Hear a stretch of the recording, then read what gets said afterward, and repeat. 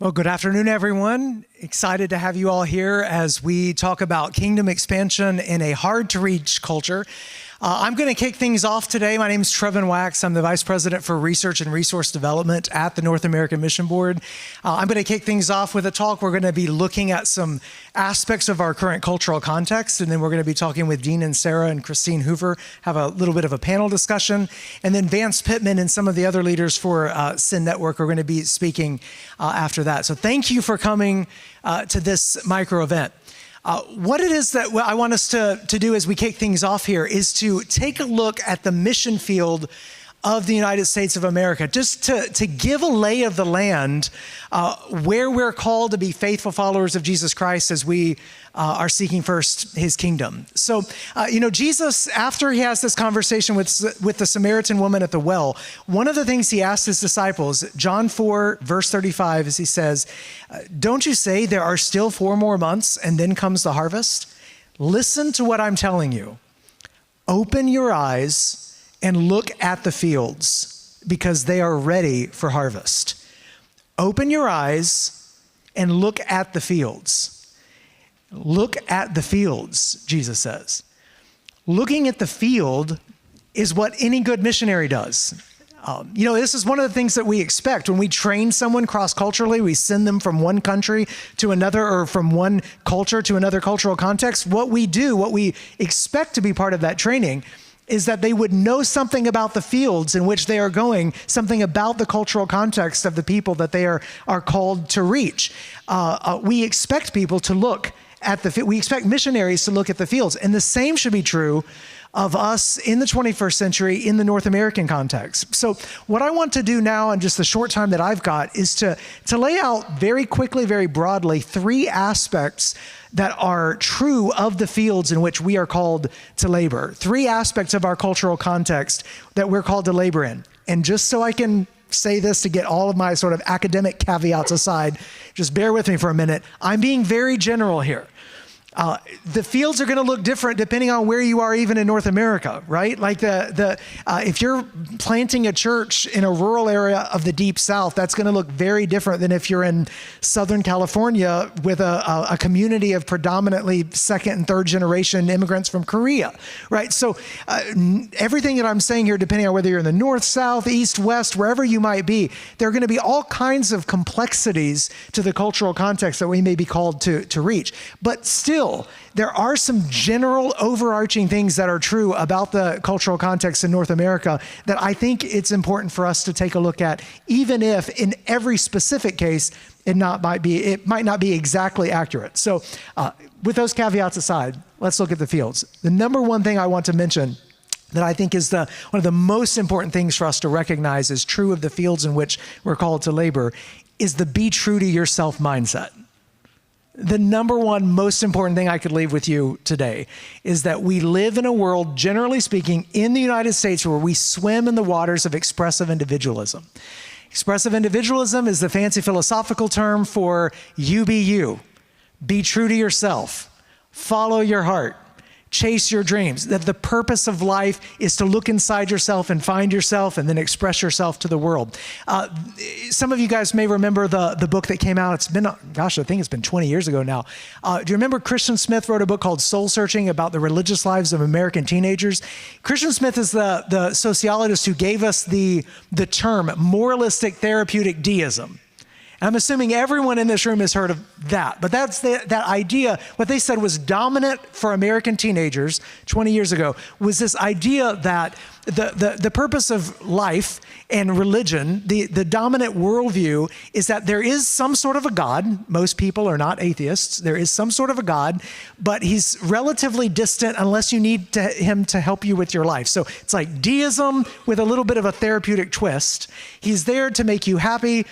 And the purpose of religion is for you to be a happy, good, and moral person that will go to heaven when you die. So there's the therapeutic and the moralism all kind of put together. So moralistic therapeutic deism for short. That came out 20 years ago after there had been studies done on teenagers in the late 90s and early 2000s. That's basically everybody now.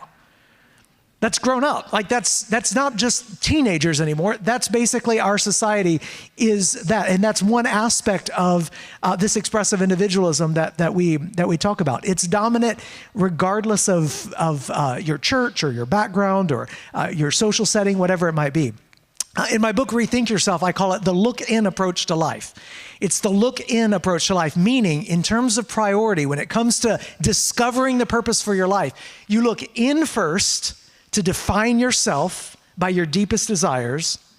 Then you look around to other people for affirmation of the self that you have found and expressed. And then if you want to, you look up to God or to some higher power, to some transcendent thing with something to give your life a sense of purpose and meaning and transcendence. And so notice religion can fit into that, but in terms of priority, it comes third. The priority is that you look in first. But I don't want you to miss the important elements of this way of thinking, of this way of seeing the world. You as the individual are supreme. And you stand apart from any social obligations, any relationships, and you yourself decide how to best express the uniqueness of your essence, right? Like that's the way that people think about life. Purpose, meaning, significance, it all comes from within yourself rather than being something that comes to you from the outside. So we got to look at the fields. That is the context in which we're called to share the gospel. And that can be some challenging soil because the be true to yourself mindset is a challenge because the gospel challenges any way of life that says me first. The gospel confronts any view of life that makes the human person the end all and be all of existence. And what we believe as Christians, as followers of Jesus, is that we are most truly ourselves, not when we seize the throne and we decide for ourselves who we want to be, but when we live according to the design of who God created us to be, and then when we lean into his redemptive work in our lives, in who he is remaking us to be. And that puts us at odds with many people in our society, especially, here's where you really see the distinctions, especially when questions of sin and repentance come into view. Okay? So here's what happens in this sort of be true to yourself world with sin and repentance. So, if in biblical terms, we know this, sin is the transgression of God's word. It's the breaking of his commandments. It's personal resistance to God that comes from a rebellious heart. It's the breaking of our relationship with God. We recognize if that's what sin is, then the response, the solution to sin is repentance. It's to turn away from sin and turn our hearts, a change of heart, change of direction toward God. But what happens to sin in a be true to yourself society? Well, if the first commandment and greatest commandment is to be yourself, well, then the unforgivable sin is to not be yourself or to be false in some way or to conform to someone else's view of what you should be or how you should live, some external standard that other people, like the church, could foist upon you, right? And so the solution, sin, here, get this, sin in a be true to yourself world, sin is the failure to be true to yourself. And so the solution to sin isn't repentance, it's reassertion. It's the decision to reestablish your claim to ultimate sovereignty over your life and courageously resist the outside forces that would call you to some kind of conformity that's not true to who you want to be.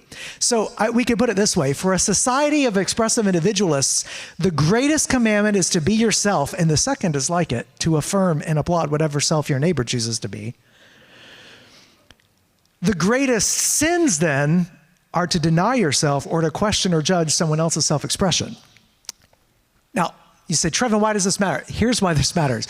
Because when you look at the fields, we just got to know what we're dealing with. When you look at the fields, you need to realize that in our society, those of us who preach a message of self-denial, even if the self-denial is in service to the joy of a greater self-fulfillment through Jesus, when we preach a death to our old way of life, if we preach a new identity in being conformed to Jesus Christ, in that kind of society, we are seen as the greatest sinners. The church isn't where you go to find salvation in God. The church is where you escape from in order to find salvation in yourself. So the tables are turned. Like, it's a complete 180. And we got to know that when we look at the fields. Otherwise, it's going to be just like we're speaking a foreign language. You've got to know how people are hearing us. Now, thankfully, we have the gospel that is the power of God unto salvation. The gospel pushes us out of the center and puts God at the center of all things. We get displaced, gloriously so, because that's where our true joy is found. Because we weren't made to be the center. We weren't made to have everyone revolving around us. The gospel offers a better way of dealing with feelings of inadequacy, guilt, and shame, because the gospel doesn't, in a be true to yourself society, the problem is you feel guilt, you feel shame, you need to resolve that with all kinds of practices and therapies and whatever it might help to get rid of your guilt and shame. The gospel actually says, no, the biggest problem isn't that you feel guilty. The problem is that you are guilty. But there's a deeper solution that actually can take away sin, can actually take away. We get to the root of the disease rather than just the symptoms of the problem. And there's even more that we have to offer in an opportunity, more opportunity in fields like this. Expressive individualism at the end of the day is a very lonely way of life, because it isolates the individual. Remember what I said earlier, the individual is supreme, set apart from other social obligations, relationships. That can be very lonely. I always like to talk about Elsa in Frozen. She sings the song, Let It Go. It's like the anthem of expressive individualism. And then where does she wind up? In an ice palace prison of her own making, all by herself. And we have an entire generation that sings the song, Let It Go, and is actually walking right into their ice palace prisons, all on their own. And the gospel actually has an answer to that too, because we aren't just saved as individuals, we're saved into the family of God. We have a community of people that God is remaking in his image. Did you know that the United Kingdom has appointed a minister of loneliness? Did you know that right now in New York City, I read a magazine article recently about how they're experimenting with talking robots to help keep elderly people occupied? Like, this is happening right now because we're in societies with advanced stages of expressive individualism where everybody is bored and alone. And we think that this is the way that the way to happiness. The gospel doesn't isolate us. It turns us outward in love to God and love to neighbor.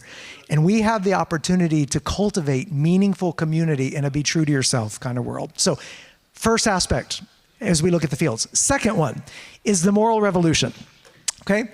This one won't come as a surprise to anyone in here, but we just have to recognize what we're dealing with and the opportunity that we have. The moral revolution, take everything I just said about the be true to yourself mindset and the look inside, define yourself by your desires, and then express yourself and expect affirmation, and just apply that to sexuality.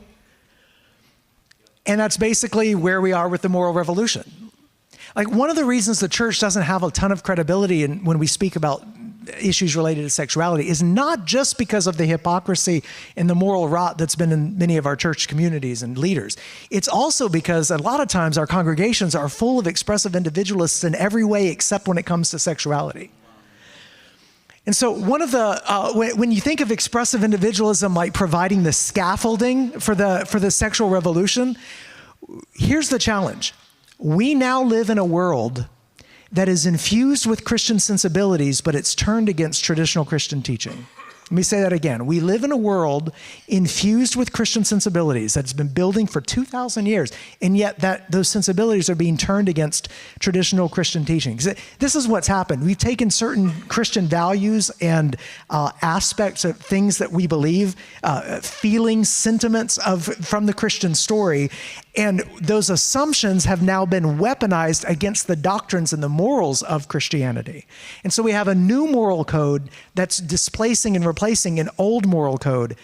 To give an example of this, Glenn Scrivener, Keller Center Fellow, UK evangelist, friend of mine, he's got a book called The Air We Breathe. It's really a fascinating book that kind of shows you how we as a society have come to believe in all sorts of different things that just we take for granted as common sense these days, and he shows how they're actually rooted in Christianity. Well, it was fascinating. He tells the story of in 2019, there was a British court that ruled against a doctor. This doctor had said that he opposed transgender ideology, okay? And he said the reason that he opposed it was rooted in Genesis 1:27. That says, God created mankind in his own image, male and female, okay? Now get this. The judge said, the doctor's belief in Genesis 1:27 was, and I quote, incompatible with human dignity. And I just want you to sit with that for a second. That is an astonishing claim, because Genesis 1:27, that we are made in God's image, is the root of human dignity. That's where we got the idea. That's where it came from in society. So like we're like on a branch, sawing off the branch we're sitting on. So we find ourselves, and this is why things feel really strange right now, we find ourselves in a very peculiar predicament. We are in a post-Christian society in which the values of Christianity have been divorced from the story and then turned against the specifics of Christian teaching. It's not exactly like the pre-Christian era. It's really unlike any other era that we've been in. One of the things that Tim Keller talked about is that, we've never seen a post-Christian society where a big great awakening or revival is taking place. Yet, is what Keller said. We haven't seen it yet. But this is one of the challenges that we face. So as we look at the fields, whether we like it or not, this is going to be us for the next few decades. We're going to take our place in the long line of saints and prophets who have been a creative and prophetic minority that have sometimes been marginalized for what it is that we believe.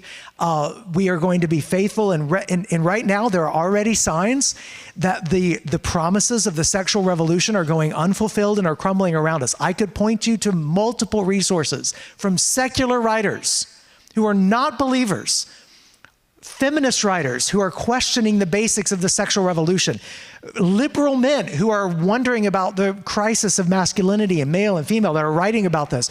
Right now, a number of influential leaders are walking back their commitments to the sexual revolution or to gender ideology. And the reason why is, here's the good news for us, idols don't deliver on their promises.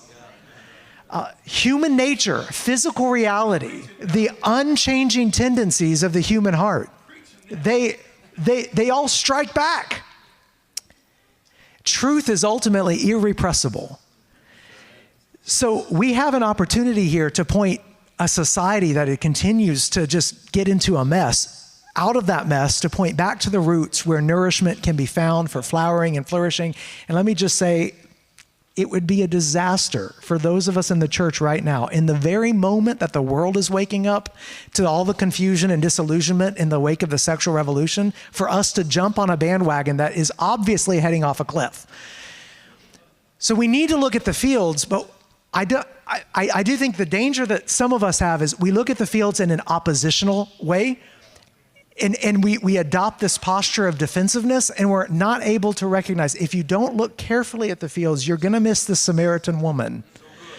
And you're going to miss the fact that there are sexual revolution refugees who we will need to welcome into the church with all of the mess, who are going to be dealing with the fallout and disillusionment of the sexual revolution, that are going to be there will be a generation that will be looking to the church for a moral calling that is higher than just obeying whatever impulse we may have. So just imagine this with me. It is very possible that in the next 50 years, Christian morality could be one of the most attractive elements of the faith, rather than the repellent that we think it is today. So let's take the long view here. Jesus' statement that his followers are the salt of the earth and the light of the world does not have an expiration date, okay? No matter the obstacles we face, this is our identity, this is our task. In some cases, we'll slow down decay. Other times, we'll act as flavoring, preservative in the world around us. We have the opportunity to shine a bright light, even brighter when the darkness is closing in. So be true to yourself mindset, first aspect of the fields we should know. The moral revolution is the second. The third I would want to leave you with is just look all around you and see the explosion of pseudo-religions. look at the explosion of pseudo-religions. And here's what I mean by that. This is one of the aspects that I think deserves mention, because when we talk about de-churching, when we talk about secularization, the world secularizing around us in a lot of places, you might be tempted to think that that means that people are moving away from religious impulses altogether or spiritual impulses altogether. That's not what the data, the research actually shows. It's very possible that when you're thinking about Christianity, if we think in institutional terms, we'll compare Christianity and contrast Christianity to other religious groups. You know, you might be like, well, how fast is Mormonism growing? Or what does immigration mean for the rise of Islam in Europe? Or what does the birth rate look like for Hindus or for Orthodox Jews? Or what's happening between Catholics and Protestants or whatnot? And it would be really easy for us to talk about what's happening religiously, demographically over North America and other parts of the world, only looking at those institutional markers. But if we only look at that, we're missing a major piece of the puzzle of what's actually happening right now. Charles Taylor describes this as the Nova effect. It's this explosion of different options for belief and meaning in a secular age. So here's the thing, like there was a time when if you were sharing the gospel in certain parts of the United States, you were basically saying, I want you to be this and not that. So if you were an evangelical, it was made, I want you to be a Protestant and not a Catholic. Or if it was, you're in a more secular society, it was, I want you to be a believer in Jesus Christ and not an agnostic or not an atheist. It was basically a couple of options. You're saying this, not that. There are certain parts of the world today, if you go and you're a predominantly like a Muslim majority nation, it's basically, I'm calling you to be a Christian, not a Muslim, right? Like that's how traditionally we thought. One of the disorienting things for pastors and church leaders here in the room today in the West, in North America in particular, is that is not our situation. That's not our field. It's not this or that. It's I'm calling you to this and not that, and that, and that, and that. There are multiple options. And so you're going to be witnessing, sharing the gospel with people all over the place as to what they might be, but they might have a variety of beliefs and practices that they are remixing in some way, or that they're like bringing together and they're like piecing together from various religions. Tara Isabella Burton, the Cultural Observer, says it's the shift from institutional religion to intuitional faiths. So it's more about intuitions than it is institutions. So let me just give you a bunch of examples because we talk about pseudo-religions. The gospel of wellness, for example. All the communities united around working out, or the options available for people who need new lotions or potions or meditation apps or whatever is necessary for self-care, okay? And look, I'm not saying all of these things are bad. I'm just saying, just think, if you really look at some of the literature on this though, just think about the language of energy and toxins and positivity. Some of this stuff is more scientific than others. But people are adopting practices and they're purchasing products and they're joining communities. But this is what's interesting to me about it. They're joining communities that have been re-enchanted in some way. That gives them something that seems transcendent, that feels spiritual. It may not be as much about good and evil out in the world as it is what is good for you versus avoiding what's bad for you. Those are some examples. We could point to a bunch of other ones. You could point to the resurgence of New Age thought. Every time I go into Barnes & Noble, I'm just amazed at how big the Wiccan spirituality section is, or the pseudo-religion. There's even like a pseudo-religious element around the sexual revolution, sexual identity stuff. Just think about the testimony of coming out. Or the joining the family in the LGBT community or whatnot. Like there's religious elements in so many different aspects of life today in the United States. Even social justice and intersectionality, they can become pseudo-religions for some, and and politics can become a religion for some people. This is one of the reasons, like with cancel culture, in some sense, what you're seeing happen on social media are heresy trials.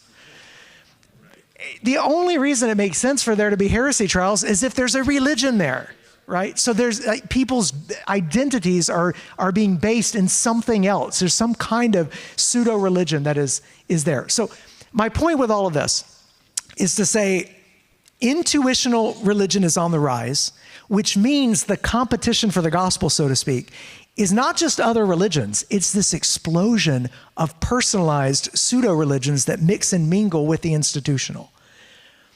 And so if you're a pastor and you're a church leader in this room today, this is the challenge that we've got. We're not just answering the question of why Christianity, we're also having to answer the question, why not whatever? And there's a lot of whatevers out there, which means that there will have to be a variety in the people that we get to know and that we talk to and that we are, doing apologetics with or evangelizing or whatnot. We will have that bigger picture in mind. So this is another challenge that we face, the rise of various pseudo-religions. And the reason that they're there is because the religious impulse in the human heart is ultimately irrepressible, to where even the atheist often will hold their view with a religious fervency. It's irrepressible. And so the reason is because Augustine is right. Our hearts are restless until they find their rest in God. And the good news that we have, the opportunity we have, is that these pseudo-religions often have longings behind them that can be answered by the gospel. Now, I know I've just spoken about them in very general terms. There's something right about the longings, even if it leads people to believe lies. The desire for wellness, for flourishing in the body. The push for justice in society so that the marginalized and disadvantaged are lifted up. The yearning for an enchanted world where not everything can be reduced to material forces. These are longings answered by the gospel. And what's more, some of the assumptions underlying the push for wellness or an enchanted universe or a more just and fair society, some of the people that are falling into these pseudo-religions are actually falling for them because they've already got a Christian-infused vision of the world. Like it started with us. It came from the church. Dan Strange says the gospel provides subversive fulfillment. Subversive fulfillment. That's a term. It came from 20th century missiologists. Basically, his point is when you're doing evangelism, when you're doing apologetics, when you're preaching the gospel, you are subverting the false belief that's there in society while simultaneously showing how Christianity fulfills the longing that gave rise to the misdirected belief in the first place. That's what you're doing. And if you do that well, you avoid syncretism. Because, there are some that just want to affirm longings all day long and never point out lies. But you also avoid irrelevance or just confrontationalism all the time that just points out lies, lies, lies, lies, and never really gets to the root of why people want those lies to be true in the first place. The gospel fulfills the basic longings and aspirations of all the people that are falling into these different pseudo-religions or trying on these different identities, while also critiquing the false idols that people think are going to satisfy them. When we shine the light of the gospel on the myths of our world, which is our task, which is our calling, I just wanted to remind us that we're not simply saying only, this is right and this is wrong. We're also saying, this is better. Jesus is better than that. But in order for that to be powerful, we have to believe and live that way. That people have got to see in our lives a better life than what they have. So the gospel, yes, exposes the lies we believe and promote in society, but once you adjust your eyes to the brightness of the gospel, you also discover how the gospel answers those deeper longings in ways that will surprise us. So evangelism is not less than convincing people the gospel is true, but in our day, it's also going to require us to show people that it is better. The gospel is better. So we've got to open our eyes. We've got to look at the fields. Jesus says the harvest is ready. I hope I've mixed in enough opportunity with the challenges here so that you don't feel demoralized or deflated or like the fields are really hard. Some of you are plowing in some really hard fields. Some of you are in situations, it is tough going. You're planting seeds, not seeing a lot of fruit. You're continuing to plow fields. It can be discouraging. I just want to remind you of this. True conversion isn't just hard. It's impossible without supernatural intervention.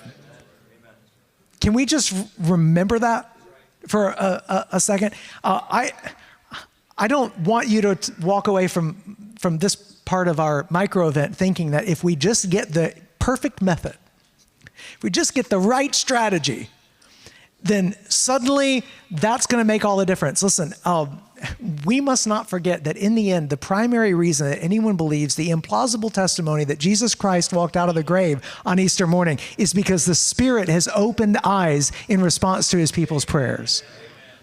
That's where it comes from. I was on a phone call with, or a Zoom call with some Keller Center fellows just last week with someone who's recently become a believer, an intellectual woman, just become a believer.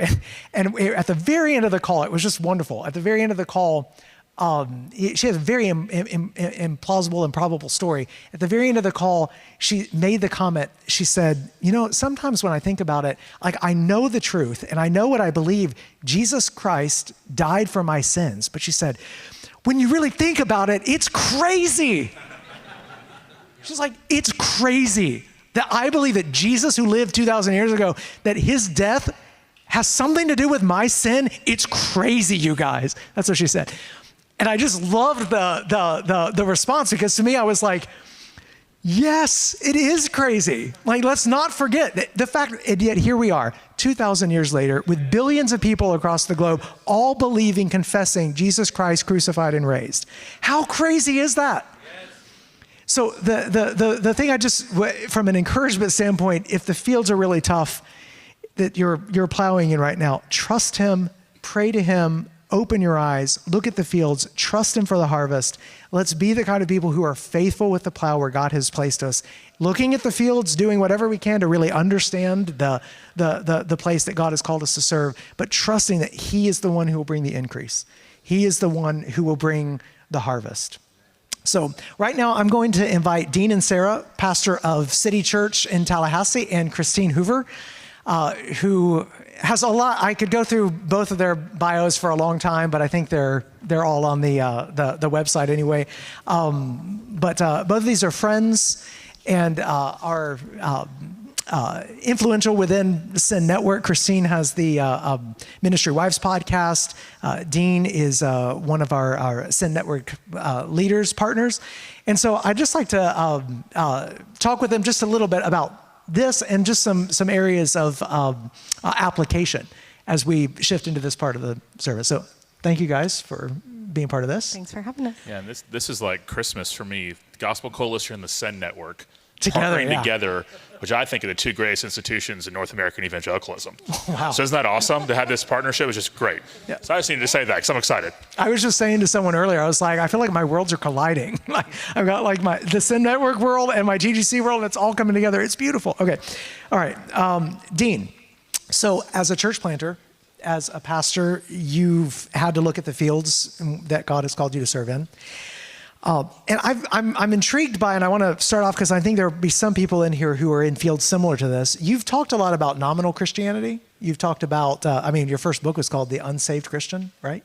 As part of your context. So I didn't really hit on this in this talk, but I'd just be curious, what are some of the particular challenges that people in this room face if maybe there's somewhere that de-churching is taking place, but there's still like a residue of like Christian culture and church going that is going on there? Yeah, well, maybe Back to the Future, one of those movies where if it's on TV when you're flipping channels, it's like that in Shawshank, you stop and watch it for a minute, you've seen it 100 times.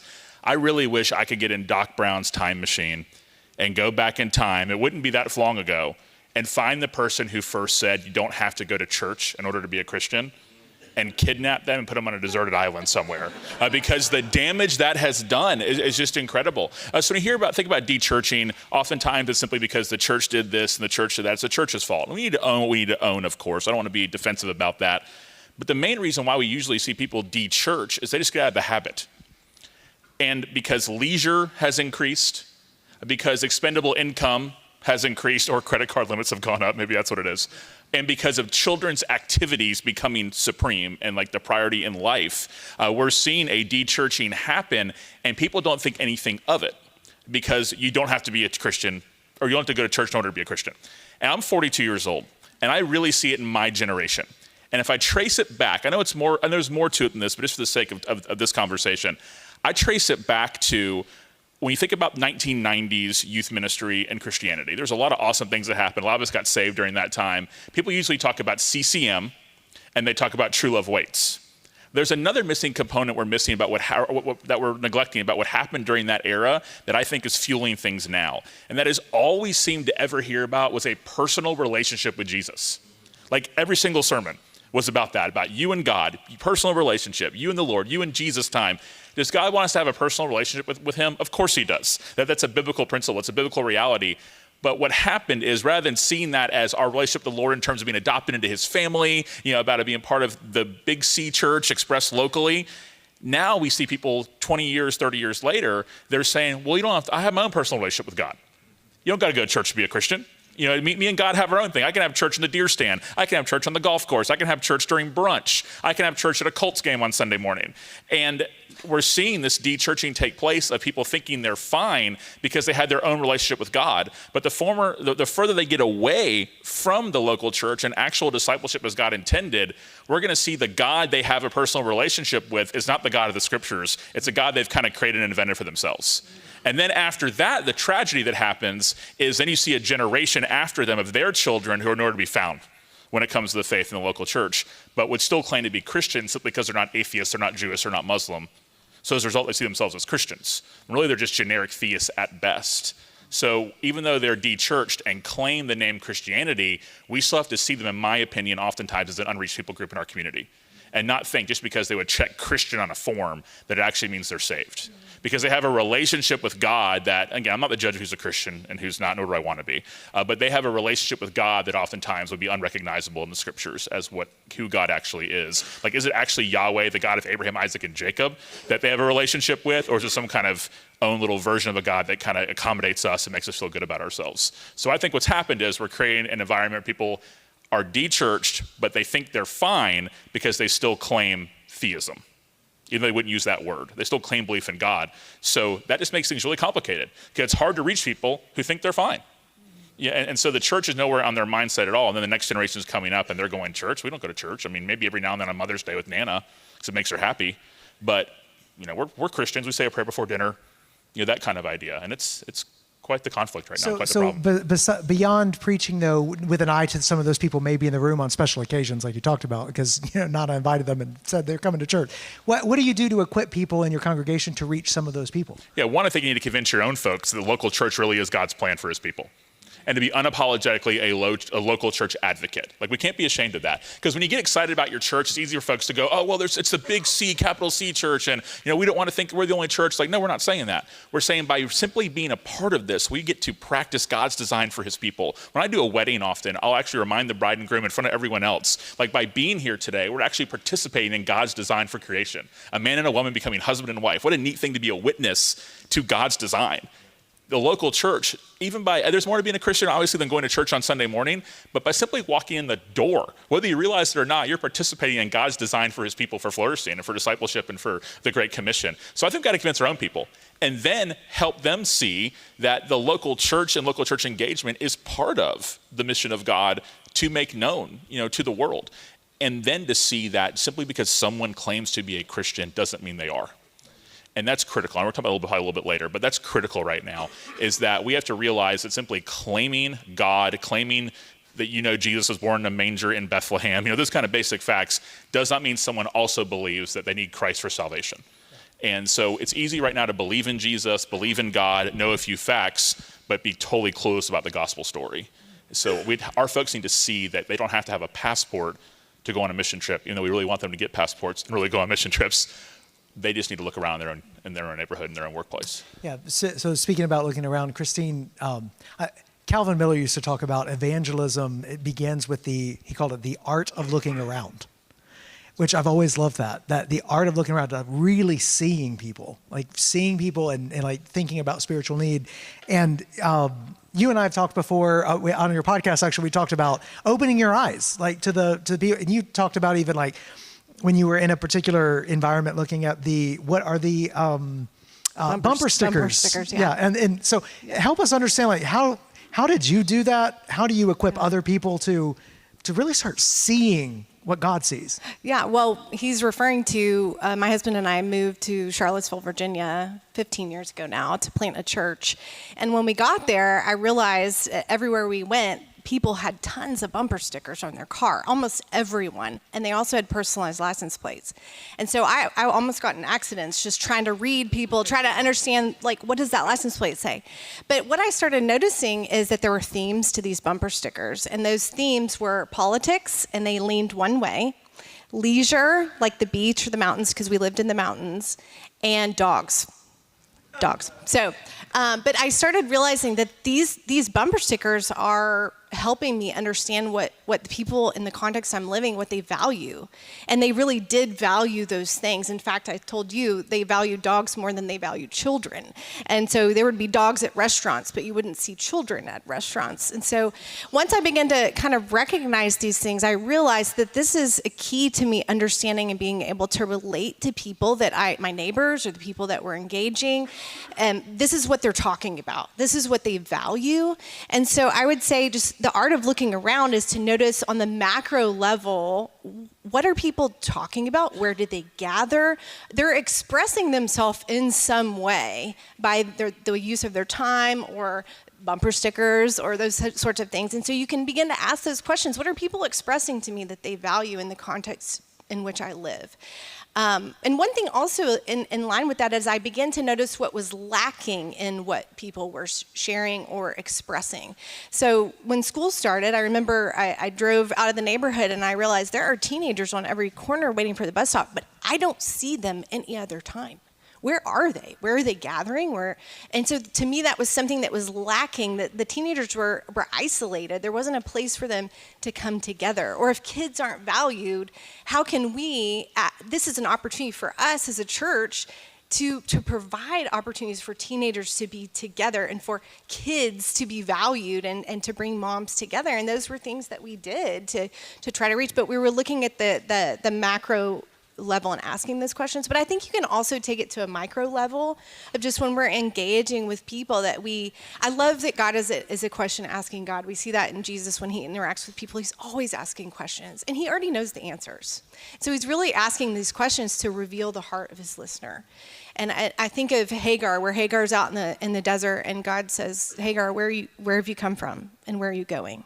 Well, he already knows the answer to that, but she needs to answer that question for herself.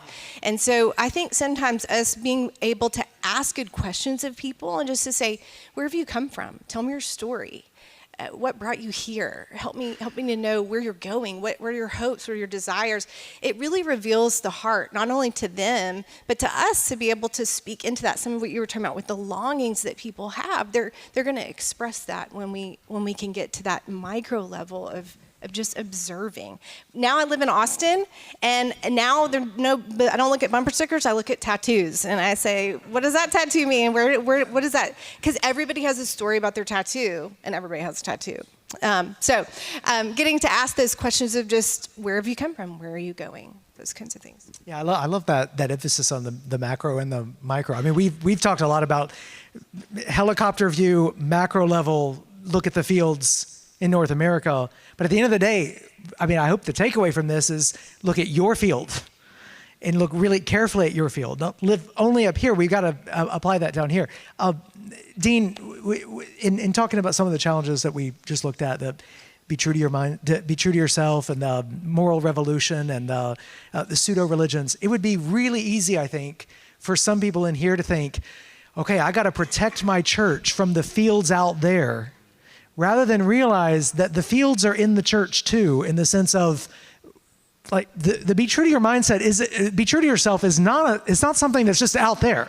Like, if you don't recognize that that's in us, in our congregation, like this is happening with us. So instead of sort of this sense of we on the inside need to protect ourselves from those on the outside, how do you as a leader help people understand not only the ways that people outside the church may think, but how they may actually think a lot like the people outside the church too, and need the Bible to be confronting and challenging? Oh, the influence is undeniable, right? I mean, I do a lot of kind of lay-level marriage counseling. I'm not a licensed counselor, but just kind of the initial, hey, what's going on? We're having issues. Can we talk to the pastor?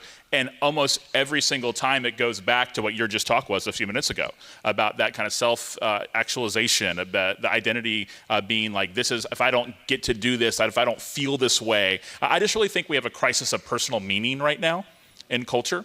If I can't do this and life's not worth living, some people obviously are like, I don't mean like necessarily in a suicidal sense, but just in a I can't be fulfilled kind of sense. So that means that maybe I need a new husband, I need a new wife because God wants me to be happy. So what happens is that we are taking kind of biblical and inspirational language and sprinkling it on to the values of this world, while thinking we're maintaining a Christian posture because we have a Bible verse out of context to go with it. Or I heard an Instagram preacher with a lot of followers tell me that God has a God-sized dream for my life and wants me to go achieve it. It really is this kind of grass is greener on the other side sort of mindset. But again, I feel okay about it because there's enough Christian language attached to it. And it's really, honestly, wolf in sheep's clothing is what's happening. And how, we're going through the book of Acts right now as a church, and Paul in Acts 20, we just got done with Acts 20 yesterday, is begging the elders to protect the church from wolves. So in their context, they're having, it's a lot of theological issues, right? They're having people saying that you have to be circumcised in order to be saved. They're having people tell them they have to obey Jewish law in order to be saved. So he's going, no, it's by grace you're saved through faith. He's having to combat those kind of things. So it's easy to go, oh, we really don't have that today. And we're well enough of kind of false teachers that our church is okay from that. We're not really people that are vulnerable towards those kind of wolves when there's somebody sitting in your congregation that's telling someone to leave their spouse because God just wants them to be happy. Or they're telling someone that, oh, you don't have to go to church in order to be a Christian. And instead, just, kind of you go do you and have your own relationship with God. And it's happening all over the place. So I think we actually have a discipleship crisis that isn't necessarily that they need to read these 5 books, but rather they just need to get over themselves. And that I think we need to rediscover what it means for us to decrease and for Christ to increase. But all the messaging coming at them all the time is rewarding that. So then you get your favorite Instagram preacher who's going to go on stage and say, basically preach a self-actualization message in the context of this is what God wants for you. And that message only makes sense in an affluent American culture. Like our brothers and sisters in North Korea right now in prison would punch us in the face. If you came and said, God has a huge vision for your life and it's for you to do this and be that. And so I just think that, I'm not trying to be like harsh, but I just really have an urgency about this because I'm seeing marriages destroyed. I'm seeing people de-churched. I'm seeing people be miserable. I'm seeing kids have unrealistic expectations put on them because mom and dad want to live their lives through them and they find their self-actualization in the success of their children. If it's the right college, if it's sports, if it's, and if it's popularity at school. I see parents, it's so important for their kids to be in a certain group and be in have a certain kind of popularity. And it all goes back to this idea that, this idea that God wants this for us, and I have to have this in order to have meaning and purpose and fulfillment. And we have to preach what you were just talking about and warn against it and point people towards it and go long game with it, because one of the challenges of discipleship, I know this is true with me, when I hear a message, I'm like, that's right, amen, hope somebody's listening, rather than going, oh wait, I got some wolves in my own heart. And so I think we have to keep the long game in mind, because the first instinct is that's somebody else, not me, until they start to see things in their life. Do I think God wants us to have an abundant life? Absolutely, Jesus said that. But what does that mean? Jesus is the abundant life. It's found in him, not the things of this world. And if I'm believing the gospel and a discipleship understanding of something that wouldn't work in a third world or a closed country, then I'm probably missing the boat a little bit. So, and it's easy for me to say, I'm an American pastor, I flew here on a plane, got some really nice shoes on right here, like things, not really, but I just want to give a little shout out to my shoes. So it's easy for me to say that, because things come, I sit down on a Saturday and watch college football for 8 hours. It's easy to go, hey, we don't want to live this comfortable Christian life. It's easy for me to say that. But that's not what I'm talking about. I'm not talking about a comfortable Christian life or a non-comfortable Christian life. What I'm talking about is a gospel that only makes sense if things are going really well and I'm doing things the world would say are successful. Rather than Jesus being the answer to all of those things. He is the greener grass. He is the pasture right? Like he is the one, and we have to just continue over and over again to drive that home to people. I can sense the pastoral burden in what you're saying. And when I'm tasked to preach a passage, one of the things I'm recommending people do is you don't got to preach on these subjects all the time. You preach the text, but you can always ask the question. Okay, I preached a couple of sermons at Cedarville University last year on Lord's Prayer. I went through every line of the Lord's Prayer, and I was not only expositing the text, I was also asking the question: how does this line of the Lord's Prayer push against expressive individualism? And because it's a little bit of it's an exposition with an edge, just a little edge, just like how can it be countercultural? So as we're talking about countercultural community, and we're short on time, so just really quickly, when we think about we think about deep relationships in the context of the church, that is countercultural today because we don't see a lot of deep relationships. Really quickly, you, Christine, and Dean, you can close this. How do we cultivate places of connection and relationship? I do think that is one of the keys, and it's the opportunity in front of us. As you were talking, I was just thinking there's so much opportunity in this, and one of the opportunities is to model and to demonstrate relationship, deep relationship. And I know in ministry sometimes it can become so much about task and about what's the next thing I have to plan and prepare for, or a sermon to preach that you're preparing, and it can become that we lose sight of the need to, I think about Acts 2. They were gathering together around fellowship, doctrine, and they were breaking bread together, the deep relationship. And I think the opportunity, especially, I was listening to a talk the other day about Gen Z, the Gen Z generation, and they said that Gen Z's first language is digital. It's not relational at all. And so we have the opportunity to model through deep relationships with one another, and making that a priority that I'm going to set aside sometimes my agenda or my tasks, and I'm going to be with people, and I'm going to invite people in. I'm going to go toward people and bring them in for deep relationship. I think that's the opportunity ahead of us, and I think we have to make that a priority and a necessity for the future of our church. That's great. Dean, would you, anything with that? What Christine said, the only thing I would add to it is that I think we have to help the next generation, like our children, see the importance and the need of a in-person life. Yes. So they need to see mom and dad having people over, going and actually doing things. If you ask anybody, no matter what their schedule's like, no matter how old they are, even like retired people, it's like, so how are you? Oh, just so busy. That's everybody's reply nowadays. Let's stop saying that.